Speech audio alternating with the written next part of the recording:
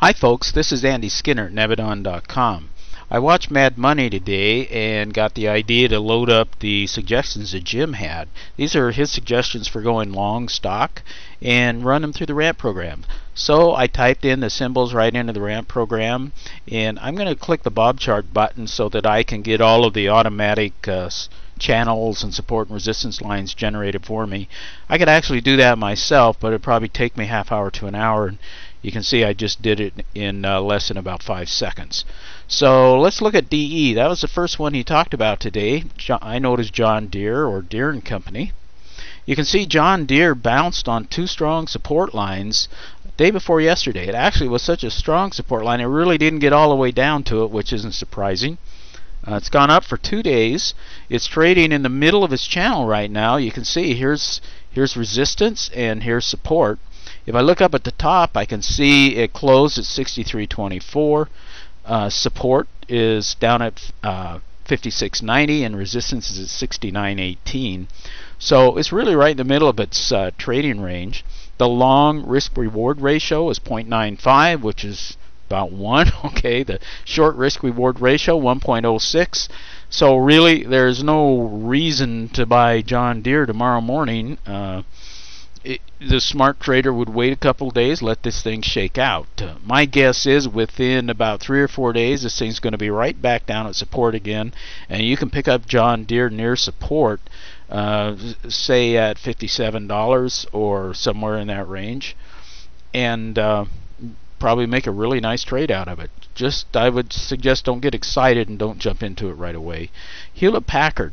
This one's interesting. Jim was bullish on this stock today, and you can see it's trading right up against resistance. There's 4 resistance lines right above it. Support's all the way down here, and it's trading at 46.97. Support clear down at 44.50. Resistance at 48.50. So no reason to get in here. Almost looks like it could be a short. I'd let this thing pull back a couple days. If I want to own it long, give it a chance. It will pull back near support. If you could buy this at $45, go ahead and put your order in. You'll be glad you did. Okay, let's look at Hershey. Jim was very bullish on the food group, and he brought up Hershey as one he liked today. Again, you can see Hershey has run up with the market the last few days and is just about to bump its head right here in the top of a channel. No point in going long right here. You buy this here, you're just going to ride it right back down again. So don't do it. Wait a couple days, buy this thing down here around 36 bucks, or I don't know if it'll get all the way back down there, but it'll be a lot better buying it where it is right now. Okay, Medco Health Solutions. Again, this one's run up pretty well with the market the last 2 days. I can see here its current is $50.60. Support is 47.52. Resistance 52. So this has $1.40 to run up. I do believe it'll probably run up and hit that line. Don't think it'll go over it, at least not on a closing basis. It's going to have to pull back. So if you're a day trader, you might try and squeeze $1 out of this. But if you're an investor, you probably want to wait till this thing drops back to support. If you could even buy it at $48, it'd be a really good buy, and there's a great opportunity right here. So again, I encourage you, just be patient. Oshkosh. Here's a chart that looks really sick.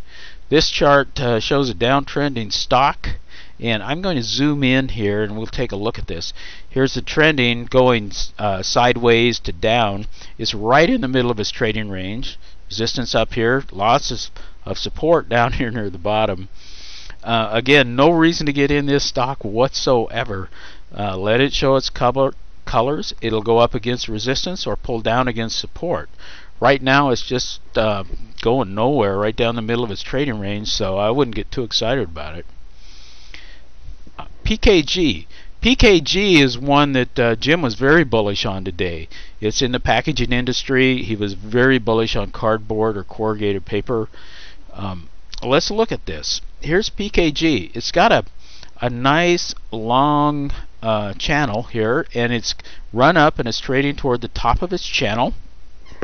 Chances of it breaking out through that channel are actually, I think, very good.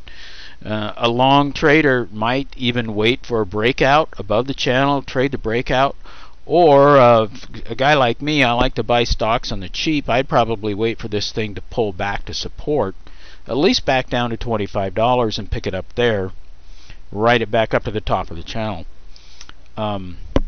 Again, no rush to get in this thing. It's trading kind of in the upper part of its channel, and of course I like to buy long stocks when they touch support lines. That's it for Jim's picks today. I think there were probably more. These are just the ones that I picked up.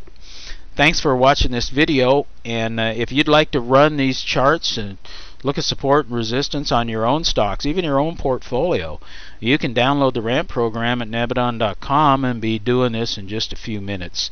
It's very simple to do, and I've learned from experience this will greatly improve your trading ability and results.